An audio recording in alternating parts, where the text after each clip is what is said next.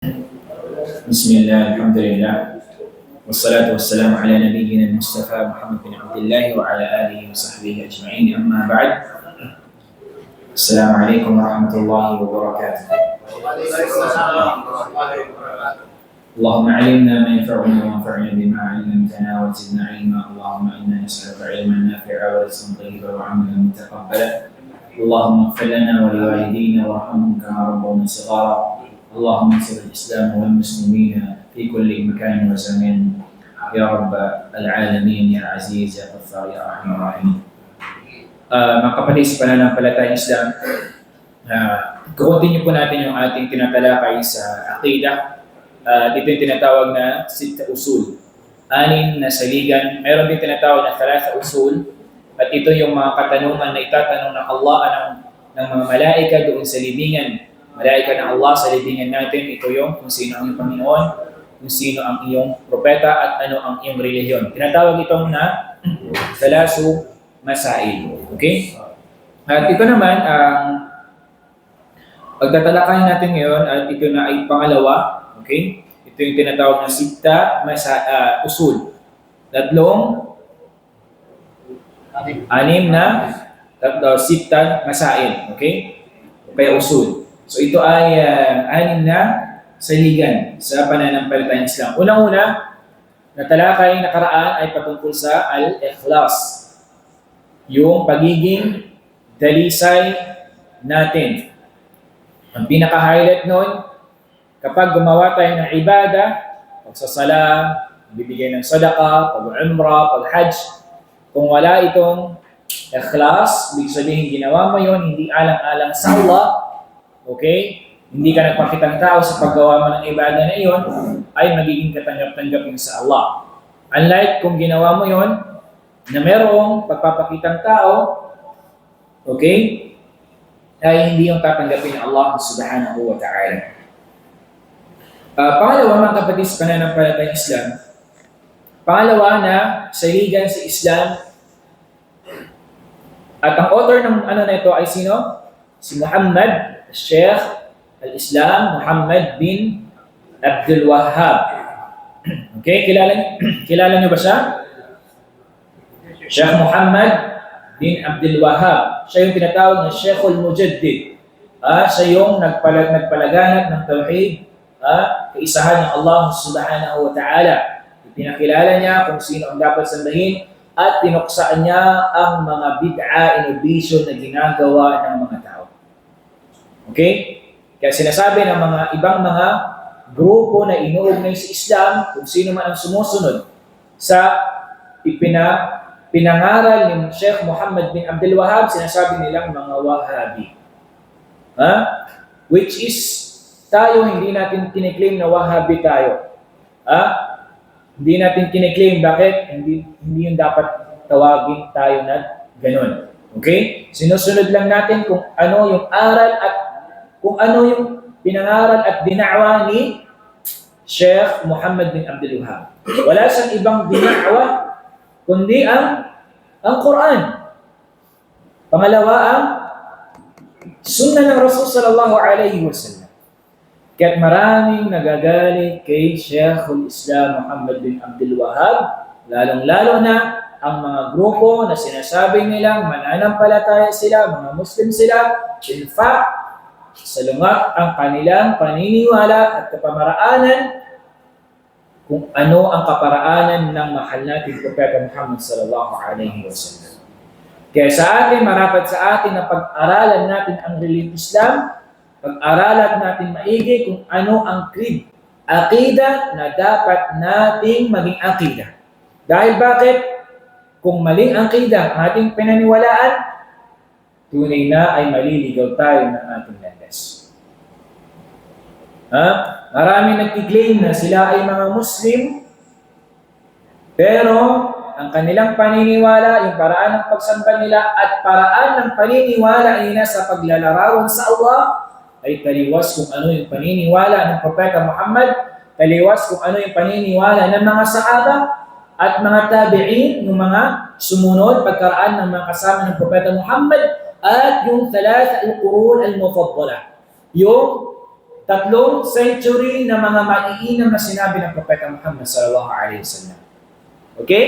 Kaya, ang payo sa atin ng ating mga ulama, scholar natin sa Islam, pag-aralan mo ng maigi ang relihiyong Islam at kilalanin mo kung sino ang iyong pinagkukunan ng iyong kaalaman sa Islam. Kaya sinabi ni Sheikh Muhammad bin Sirin, sabi niya, "Inna hadha al-ilmu dinun. Fanzuru amman ta'khuduna dinakum," sabi niya. "Inna hadha al-ilm dinun," sabi niya.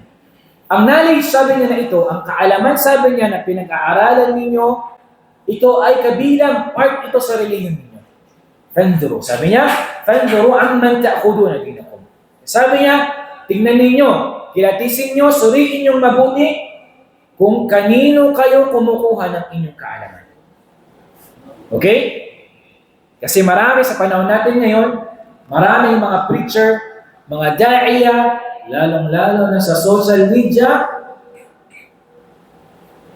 pipiliin natin kung sino yung pakikinggan natin. I-check natin kung yung background niya agad.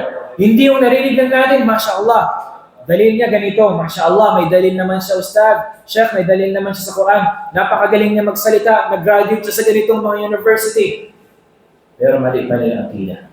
Tandaan ninyo, hindi lahat ng magaling magsalita, hindi lahat ng mabulaklak magsalita na narinig natin at nakikita natin, tama yung kanilang akida. At paniniwala, kanilang paniniwala. Kasi bakit?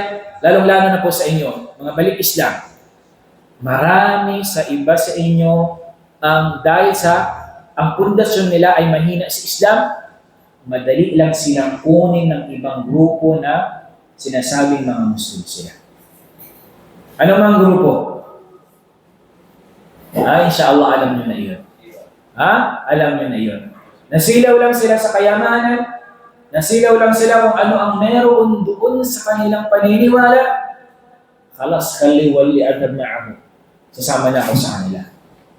Tayo, hindi natin batayan yung dami ng tagasunod. Hindi natin batayan, hindi siya, religion Islam hindi batayan sa atin na kung sino yung mas maraming follower, tagasunod, nakikinig sa kanya, sila na yung nasa tama. Si Shaitan, billion, trillion yung tagasunod niya, sa hak ba siya, sa katotohanan ba siya? Hindi, di ba? Kaya tayo, kahit na kunti, huwag mong isipin na, kasi kunti lang yung sumusunod sa mga ganitong mga paniniwala. Iiwan ko na yung ibang mga, iiwan ko na sila kasi baka ito yung tama. Ang nangyari sa iyo, baka ito ang tama. Baka parusa ng Allah ang iyong kahinatnan. Baka imperno ng Allah ang iyong kahahantungan. Iyadhan billah. Okay? Ito ay payo bawat isa sa atin na marapat nating pag-aralan ng relihiyon Islam. Dapat maging matatag ang pundasyon natin, lalong-lalo na sa aqida at Islamiyya. Yung creed natin, kailangan natin patatagin ito. Tayyib. Pangalawa, mga kapatid sa pananampalatayang Islam, al-amara Allah bil-ijtima'i fi din wa naha 'an at-tafarruqi fihi. Ang pangalawang saligan sa Islam, ang Islam ay inutusan tayo ng Allah subhanahu wa ta'ala na tayo ay sama-sama at magkaisa. Wa nahana 'an at-tafarruq fi. At sa Islam ay pinagbawalan tayo na tayo ay hiwalay o magkaka-watak-watak. Tandaan natin mga kapatid sa pananampalatayang Islam. Ang pagkakaisa nararapat ay tamang akida. Okay? Tandaan po ninyo kasi maraming mga duat na nagsasalita, lalong-lalo na sa social media, na sinasabi nila dapat ang mga Muslimon ay magkaisa. Naam, magkakaisa, pero dapat nasa tamang akida at paniniwala. Hindi pwedeng magsama ang ganyang paniniwala sa ganitong paniniwala, yun ay taliwas sa manhaj, sa pakaparaanan na iniwan sa atin ng Propeta sallallahu alaihi wasallam, ng mga sahaba ng Rasul sallallahu alaihi wasallam, at yung mga ulama natin. Napakaraming katibayan mula sa Quran na ang Islam ay inuutusan tayo na dapat tayo ay magkaisa sa reliyon ng Allah subhanahu wa ta'ala at huwag tayong magkakawatak-watak. Bakit? Dahil alam natin sa pagkakaisa ng mga Muslimon, makikita ng mga non-Muslim kung paano nagkakaisa ang mga Muslim, at ang pagkakaisa ng Muslim ay nagiging dahilan din yun ng pagkakabuklod. Yung mas paiigtingin yung kanilang pagsasama sa pagitan nila. Kahit na sa kabila ng tribo, halimbawa, Ilocano ka man, Bisaya, Maranao, Maguindanao, Tuusog, Maguindanao, alam man ang tribo mo, sa Islam ay inuutusan tayo na magkaisa. Walang tinatawag na kabaniya yung tribo-tribo. Kung anong tribo mo, kayo lang yung magkakaisa. Kung anong tribo mo, balik Islam kayo lang magkakaisa. Hindi ganun sa Islam. Ano man ang tribo mo, ano man ang kulay mo, ano man ang height mo, ano man ang ilong mo, mata mo, sa Islam, inuutusan tayo na magkaisa sa Islam. Kasi bakit? Kapag nakita ng mga non-Muslim na tayo mismong mga Muslimon, hindi tayo nagkakaisa sa ating reliyon, anong sasabihin ng iba? Bakit ko paniniwalaan yung mga Muslim na ito? Kung sila nga nagpapatayan, kung sila nga nagbabangayan, kung sila nga anong nangyayari? Nagbabatuhan, nagsisiraan sa pagitan nila. Di ba? Ito ay kasiraan sa atin. Napakalaking kasiraan sa atin yung pagkakawatak-watak sa pagitan natin.